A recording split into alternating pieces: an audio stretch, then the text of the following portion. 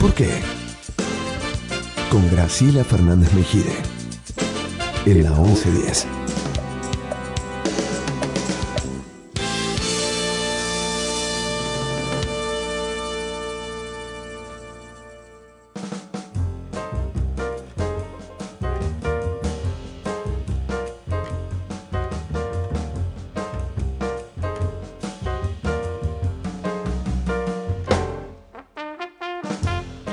Bueno, seguimos con Jorge Castro y Maricel Spini, hablando de Brasil, por aquello, repito, que dijimos al principio. Hay un dicho, vamos a ver qué opinan ellos al final, cuando Brasil estornuda, en la Argentina nos resfriamos. A mí me importa, además, soy amiga de Lula, le tengo mucho afecto, lo conozco de cuando era perseguido por la dictadura. Hemos seguido con mucho entusiasmo desde Fernando Enrique Cardoso para adelante, y hoy, más allá de cómo repercuta en nuestro país, a mí me duele mucho lo que está pasando, como incluso apariciones nuevas de conductas políticas y sociales. ¿Me explican, por favor, qué es la pedaleada? No. Creo que Jorge es más indicado para explicar. Tiene una característica del gasto público en Brasil, Sí. establecido por la Constitución de 1988, es que casi 90% del gasto público en Brasil tiene destino fijo, establecido previamente por la propia Constitución. Esto quiere decir que lo que puede disponer el Poder Ejecutivo es verdaderamente irrelevante. Esto hace que la tentación, o mejor dicho, la necesidad de postergar pagos y utilizar recursos de una cuenta para pagar otra, sea consustancial al sistema político brasileño. Y a eso le llaman pedaleada. A eso le llaman pedaleada, traducción en portugués, sí, de bicicleteadas. Ajá. En la situación en que se encuentra acusada, todavía esta acusación no se ha transformado en crimen en términos del Código Penal, porque no hay dictamen todavía del Tribunal Fiscal Federal, que es el único que puede establecer si esta práctica que ha realizado el gobierno de Dilma Rousseff en el anterior mandato, en el anterior, no en este, constituye o no crimen, en cualquier caso, aún en el caso de que sea un crimen, un delito en términos del Código Penal, no es un crimen de responsabilidad establecido por la Constitución brasileña como uno de los requisitos para llevar adelante el juicio político. Son dos pasos los que están pendientes. Primero, el fallo o el dictamen previo del Tribunal Fiscal Federal sobre si hubo o no delito de parte del gobierno de de Dilma en su anterior mandato respecto a estas prácticas de postergar pagos y utilizar recursos de una cuenta para pagar otra. Y lo segundo que falta por establecer es que aún en el caso de que ese tribunal fiscal realice un dictamen que afirme que existe delito, en ese caso lo que hay que establecer es si esto constituye lo que la Constitución brasileña denomina crimen de responsabilidad del presidente de la República, que habilita en ese caso el juicio político. Vos recién, Maricel, dabas una explicación de por qué se recurre, o por qué la oposición, o aquel que devino en oposición, recurre al impeachment, a la intención del impeachment. Sí, justamente hablando de que el juicio político que se intenta llevar en el Congreso de Dilma Rousseff no está basado en casos de corrupción, sino en esta supuesta maquillaje de cuentas fiscales, claramente, y que sabemos todos también que el gobierno de Cardoso lo ha hecho, por lógica seguramente el gobierno de Lula con la carga de dinero de fondos que necesitaba para planes sociales también, que es el caso de Dilma Rousseff. La pedaleada fiscal fue para pagar los planes de Bolsa Familia. Claramente hubo un sentido de la oportunidad política del momento que estaba viviendo el gobierno de Dilma Rousseff, de buscar una herramienta en el Congreso. Desde la oposición. Desde la oposición y en su momento, bueno, desde la base aliada, porque son muchos los diputados del PMDB que van a votar a favor del impeachment, para debilitar un ejecutivo de una presidenta que por el momento no está vinculada a los casos de corrupción. Pero hoy día parece imposible separar que el caso de Rousseff no tiene que ver con la corrupción de Petrolao y que solamente tiene que ver con cuentas maquilladas, supuestamente maquilladas fiscalmente. Claramente responde, es mi opinión, ¿no? Responde a un oportunismo político de un clima social exacerbado, de también un apoyo de los grupos mediáticos a que haya un cambio de gobierno, de las empresas a que haya un cambio de gobierno. Estaba todo predispuesto para que el Congreso diera el golpe de gracia y la única herramienta que encontró es esta, que como bien decía Jorge, todavía ni siquiera está comprobado si hay o no delito, y en ese caso si la responsabilidad es de ella, si es del gobierno, como propone Marina Silva, quien fuera candidata presidencial también.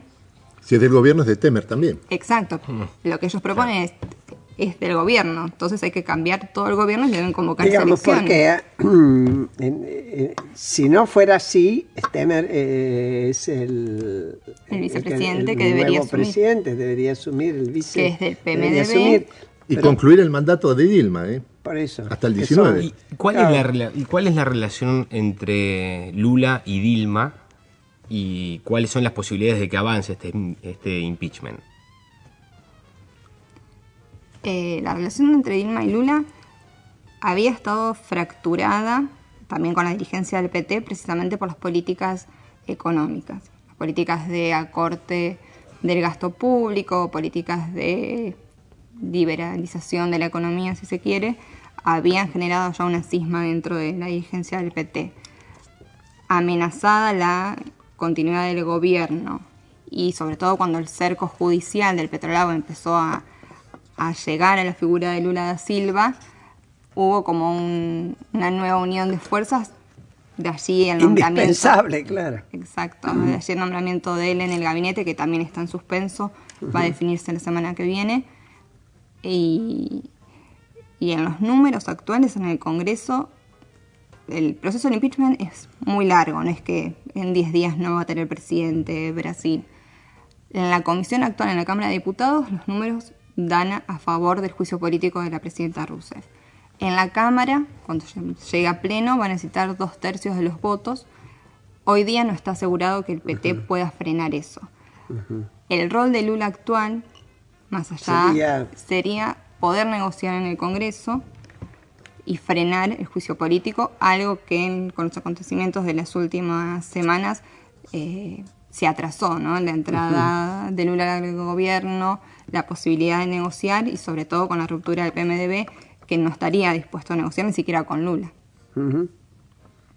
Sí, Jorge. La semana pasada, la presidenta Dilma Rousseff tomó una decisión fundamental, que fue la designación de Lula como nuevo jefe de la Casa Civil, virtual primer ministro.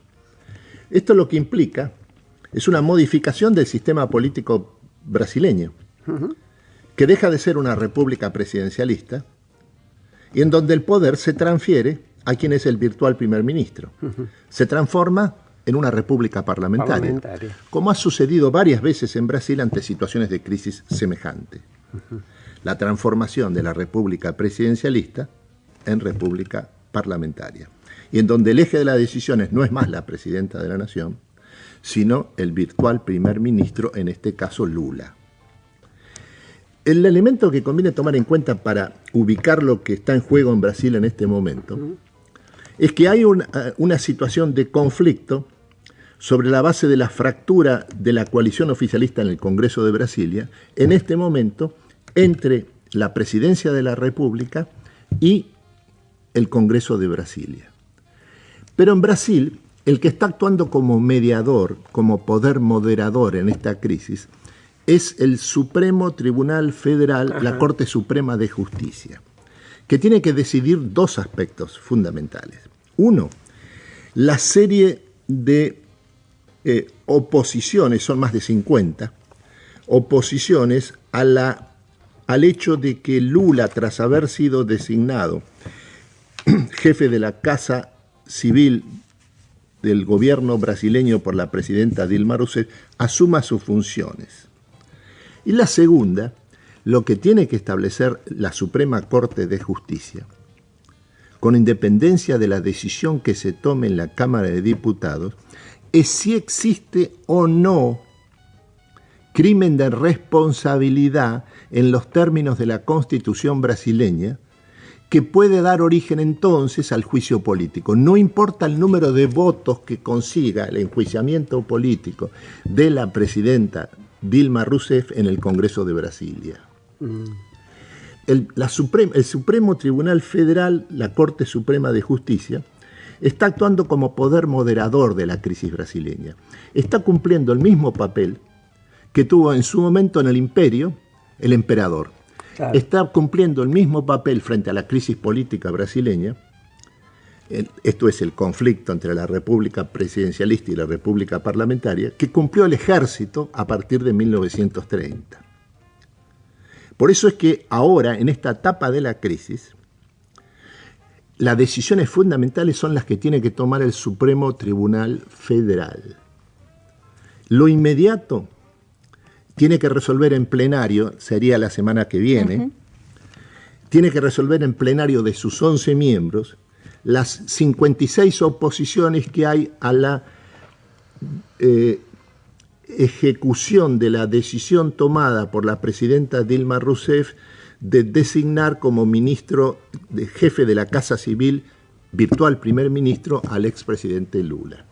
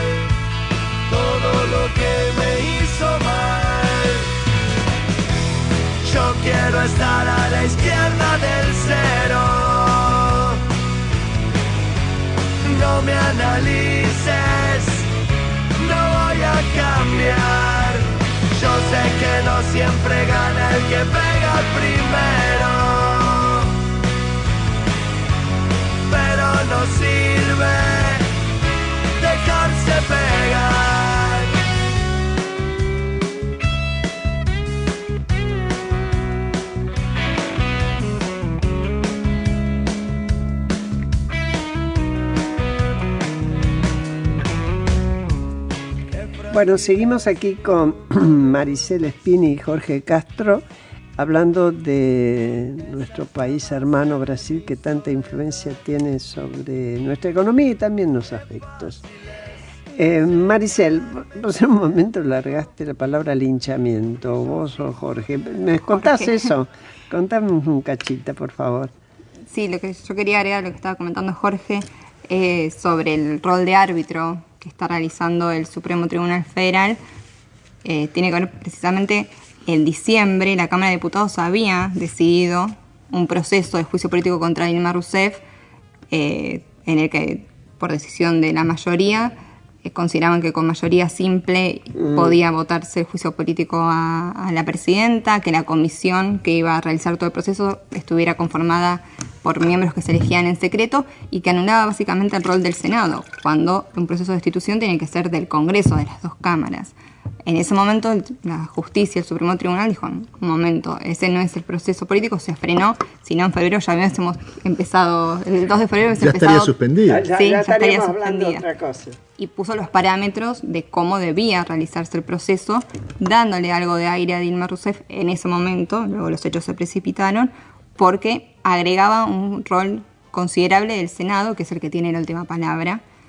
Cuando se vote en la Cámara de Diputados, eso va a pasar al Senado y el Senado en comisión tiene que decidir si hace lugar o no hace lugar y luego de eso votarlo. En el Senado la situación de Dilma Rousseff no estaba tan deteriorada en febrero, por ejemplo. Todavía tiene el presidente de la Cámara de Senado, Renan Caldeiro, como un socio, porque también hay una puja interna de poderes entre el PMDB. Eso era lo que quería agregar. Si vos querías preguntar. No, yo, Pablo. si están de acuerdo, me metería de lleno en esta metáfora que contabas que abriste el programa, Graciela, de Brasil se resfría, Argentina, Brasil estornuda, Argentina se resfría. ¿Cómo impacta esta crisis, sobre todo en la economía del país? Fundamentalmente a través de lo que sucede con la industria automotriz de la Argentina. Más de 80% de las exportaciones de la industria automotriz de la Argentina se dirigen al mercado brasileño. Y la demanda brasileña en materia de unidades automotrices ha caído más de 30% en los últimos 3 años. Por eso es que las terminales de la Argentina se encuentran en una situación de crisis. Tienen personal suspendido, hay riesgo cierto de proceder a despidos, y está vinculado directamente con el hecho de la caída de la demanda brasileña afecta fundamentalmente a la industria automotriz radicada en la Argentina. Ahora, ¿está ligado estrictamente los problemas económicos con la crisis política o la crisis política en Brasil se produce por los problemas económicos? ¿A qué te digo ustedes? ¿O se estimula?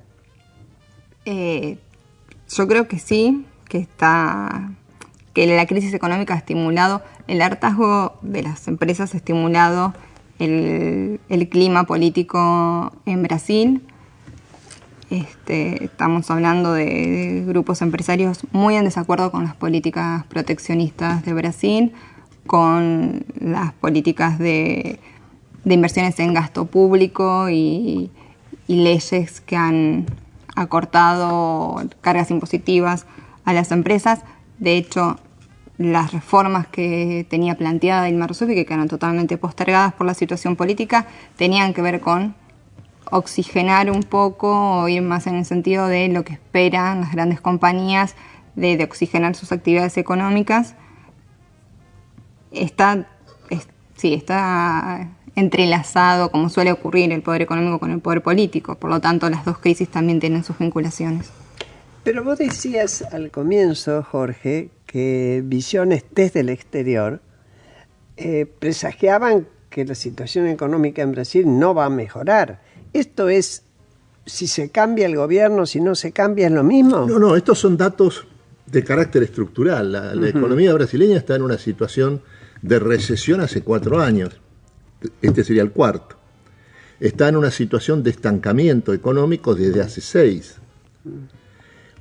Al mismo tiempo, la tasa de crecimiento potencial, esto es la manifestación del crecimiento brasileño en términos anuales, en una medida de largo plazo, 10-15 años, ha caído ahora a 2% por año. Pero esto ocurre, gobierne quien gobierne. Esta es la situación de Brasil.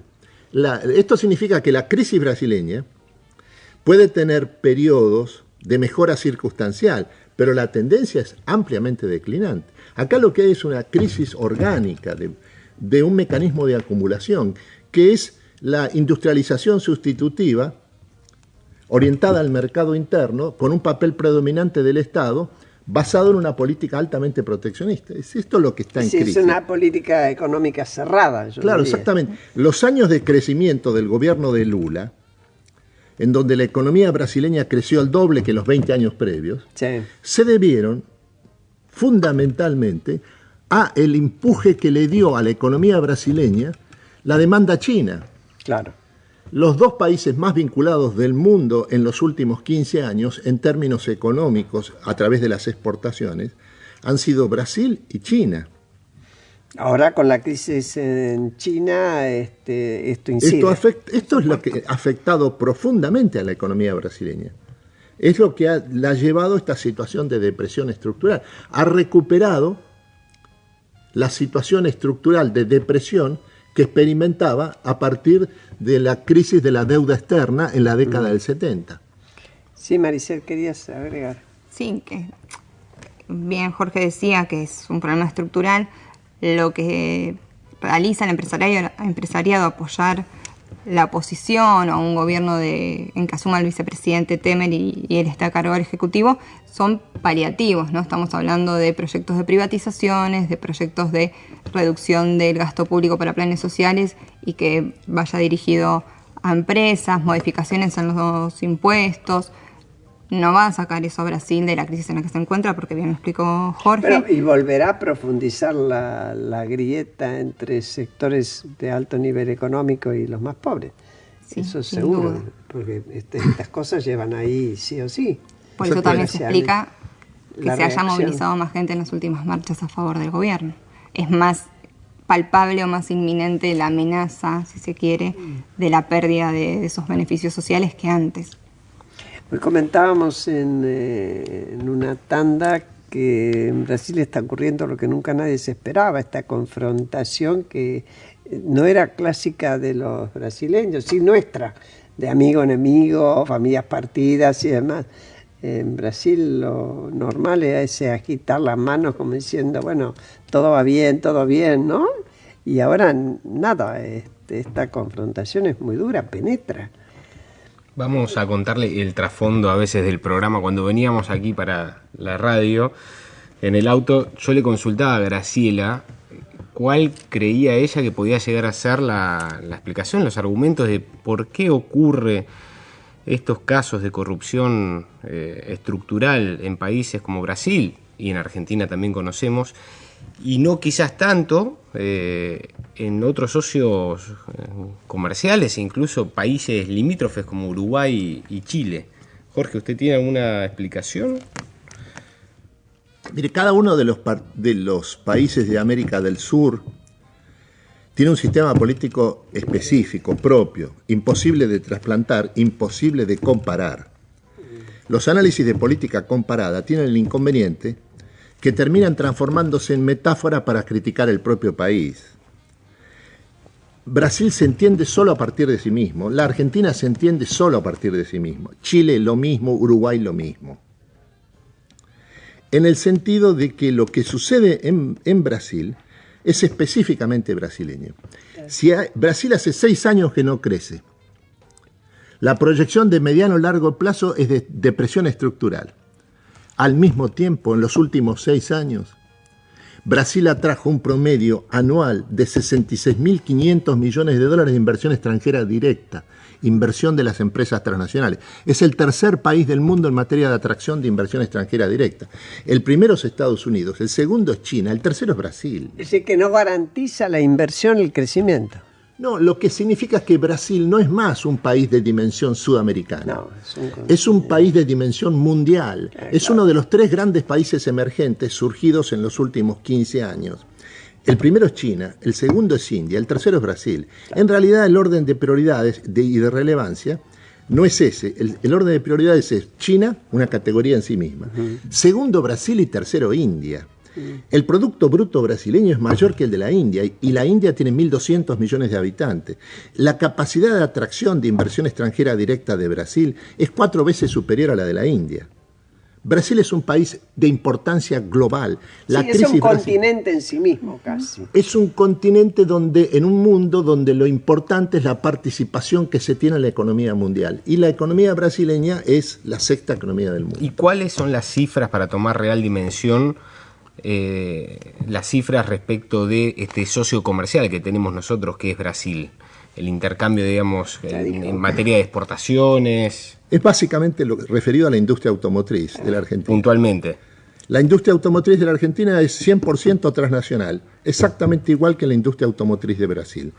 Y entre las 2 industrias automotrices hay un proceso de integración y de complementación acelerado en los últimos 15 años. Pero en cuanto, por ejemplo, exportaciones de materias primas, hay una caída. No. Brasil, la mayor parte de las exportaciones brasileñas son materias primas. Claro. Más de 60%, 62% el año pasado. Sobre todo de dos productos, mineral de hierro en primer lugar y segundo la soja. Claro. Más de 80% de esas exportaciones de materias primas se dirigen a un solo mercado, que es China. El principal socio comercial de Brasil, ciertamente no es la Argentina, tampoco es Europa, menos Estados Unidos, es China. Sí, Maricel. Estaba pensando en la contracción en el crecimiento chino del 2,5% durante el año pasado afecta a toda América Latina, que han crecido a base de los commodities y de la exportación de soja. Pero en la magnitud de lo que representa la economía brasileña, las consecuencias que tienen son incomparables con las que pueda tener en otros países de la región. Si realmente uno se queda pensando cómo es posible hablar del Mercosur con semejantes diferencias, ¿no? Bueno, el Mercosur es básicamente Brasil, pero no en un sentido metafórico. No. El Producto Bruto brasileño es el 72% del Producto Bruto regional. El Producto Bruto brasileño es el 54% de todo el producto de América del Sur. Claro, bueno, impactante. Nos deja un montón de temas para pensar y seguir revisando. Les agradecemos muchísimo la presencia, Maricel y Jorge.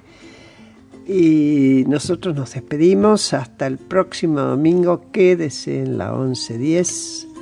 Yo soy Graciela Fernández Mejía en el programa ¿Por qué?